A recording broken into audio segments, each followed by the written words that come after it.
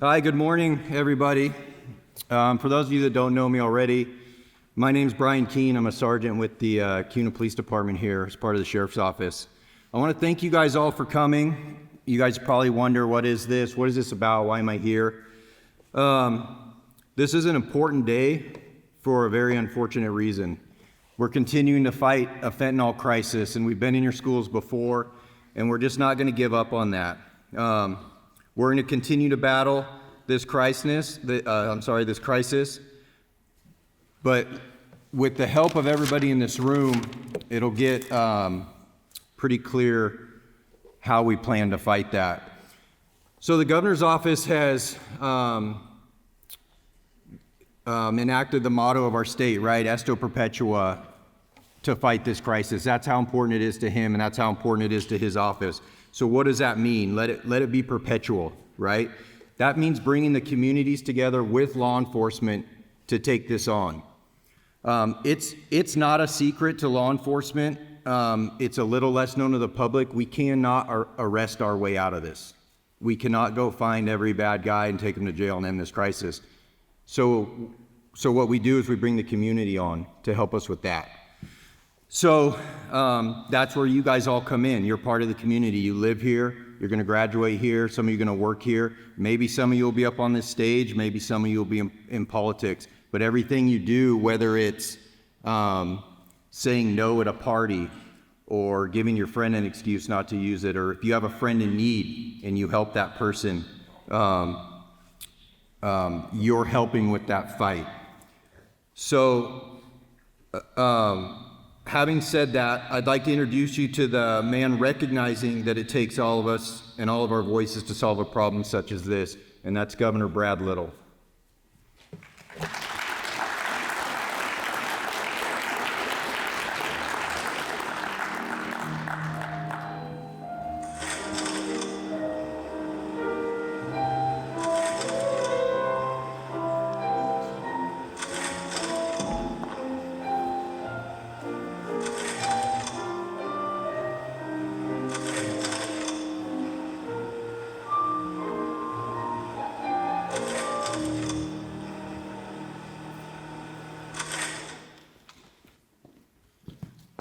Thank you, Sergeant. Well, good morning. This is a bit of a less than ordinary thing for me to do, but we find it incredibly important. And this problem has gotten logarithmically worse in just the last couple of years, and I'll cite some statistics. But it's really important, as Sergeant Keene said, that you learn about the dangers of fentanyl and the fact that in many instances you're the target audience. You saw from the PSA that just a tiny amount, a few traces of fentanyl, the size of the tip of a ballpoint pen or 1/100th of a business card in weight, is enough fentanyl to kill a person. And the most alarming thing about it is the way it's distributed now. When I first was learning about fentanyl, it was before the illegal drug industry, the cartels had figured out how to distribute it, and now they distribute it by putting into counterfeit pills. And unless you test it, you can't tell that it's any different than a pill that would come out of a prescription bottle from a doctor. It's colorless and odorless, tasteless. Of course, they dye it whatever color that pill is they're trying to sell you. But the most concerning thing about it is it's 50 times more potent than heroin. It's 100 times more potent than morphine. And the way these pills are being produced now, 6 out of 10 contain a lethal dose of fentanyl. In 1 year, the fentanyl deaths in Idaho doubled, and it's even worse on the national level. Probably one of the most interesting things is in this incredible country of America, our lifespan is going down, and fentanyl's a big part of that.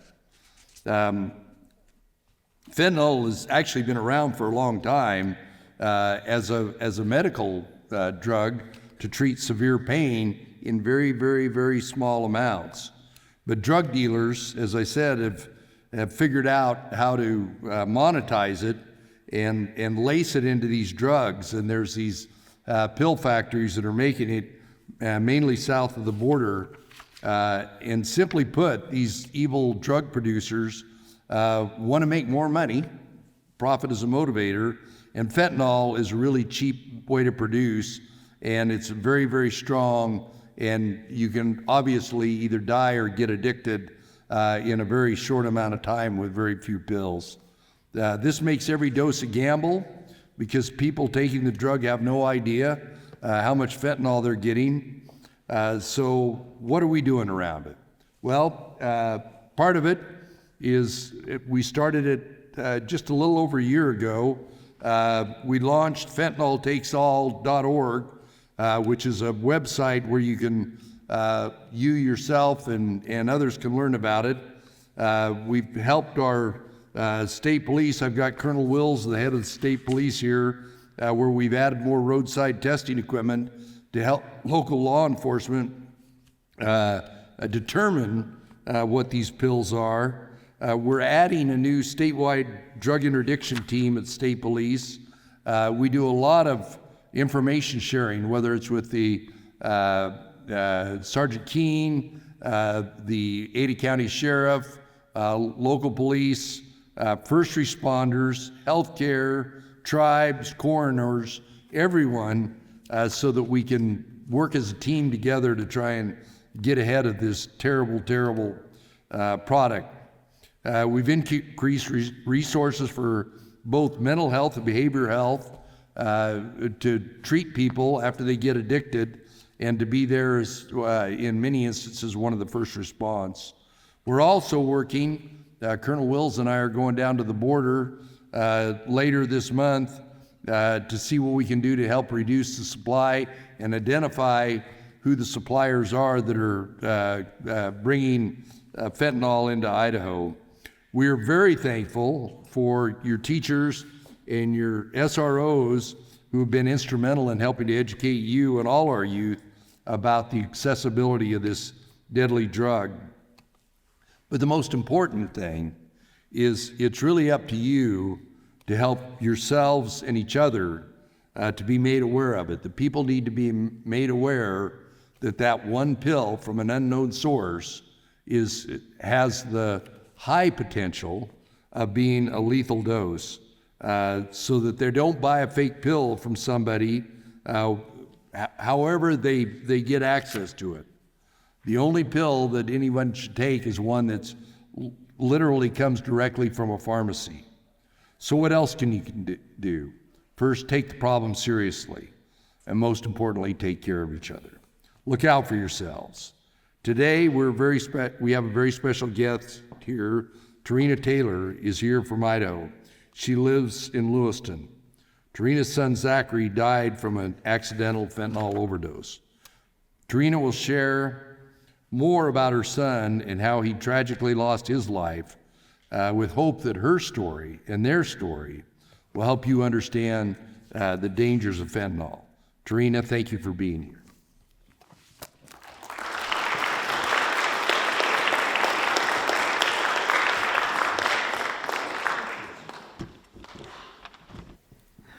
Hi. I'm going to speak to you guys, okay? Thank you, Governor Little, for inviting me today to talk to you about my sweet son. It's my son, Zachary. As I look around the room today, I'm reminded so much of Zach. Zach was so much like all of you. I know sometimes when someone comes to stand here and talk to you, it feels disconnected. This doesn't apply to me. I want you to know, I want you to take away from today, remember anything at all, this can happen to anyone. My son, Zach, loved life. He loved his dog, Tucker. He loved riding BMX bike. He loved music. He loved going to music festivals. And he spent hours putting together playlists to share with people he loved. Zach didn't want to die. Just like so many of us, he was bored. He wanted to have a good time. Zach got a call from a friend who offered him some OxyContin. Zach was after a good time, a little high, but fentanyl changed that all in an instant. The most important thing to remember is fentanyl.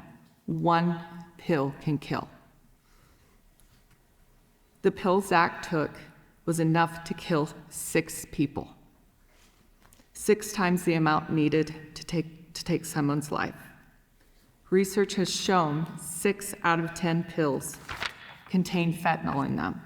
The risk is just too high. Don't take that chance. I was a teenager once in school. The peer pressure is always around you. I know that kids smoke, they take pills, they experiment, but today the risk is simply too high. You cannot risk taking that pill that you didn't get from a doctor. But now it goes beyond that. Fentanyl is showing up in all kinds of illegal drugs, including Adderall and even marijuana. The day that Zach died was the worst day of my life. Zach died, but his death also took a part of me. It impacted my friends, my family.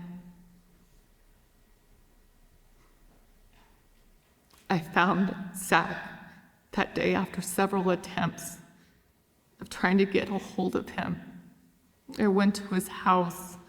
I found his door unlocked. That was not like him. And I found his dog, Tucker. Tucker was pacing back and forth.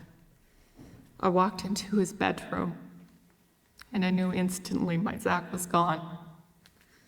I'm here today because I never want anyone else to have to go through this.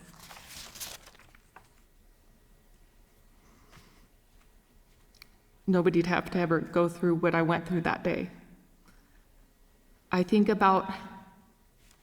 every day about Zach and what he could have done, what his life might have been. Zach was only 26 years old when he was taken from us. Everyday kids like Zach are taken from us before their time because of this horrible drug. Please, don't risk your life for high.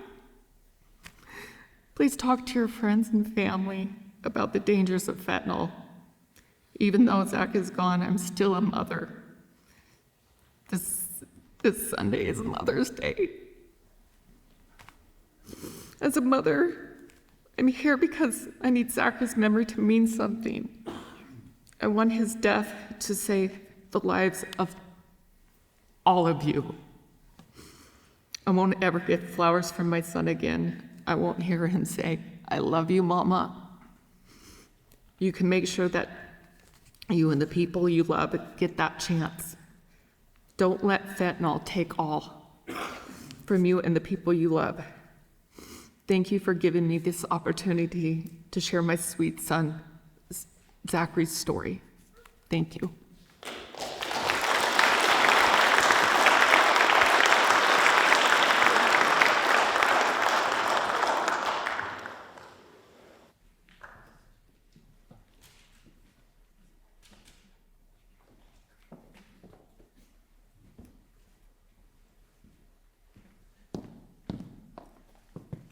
I can't add much to that. I just hope that you or your friends or your parents don't ever have to be in a similar situation to where you have to express regrets for not having communicated and not having supported your friends and family. We can do this. We can stop this scourge, but it really is going to take everyone working together. So thank you very much. Sergeant, you got...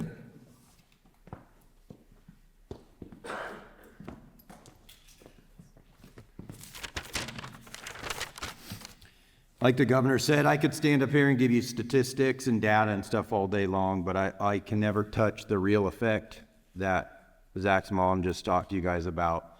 And it doesn't get out often, but it's not just happening in the big cities. It's happening here in Idaho every day, and those numbers are going way up. So that's all we have for you today. I do want to thank a small group of partners, Kim Beckdahl and Troy Stevens with the Kuna Police Department, very instrumental in this. Marion King and Jesse Dexter with the Idaho Office of Drug Policy.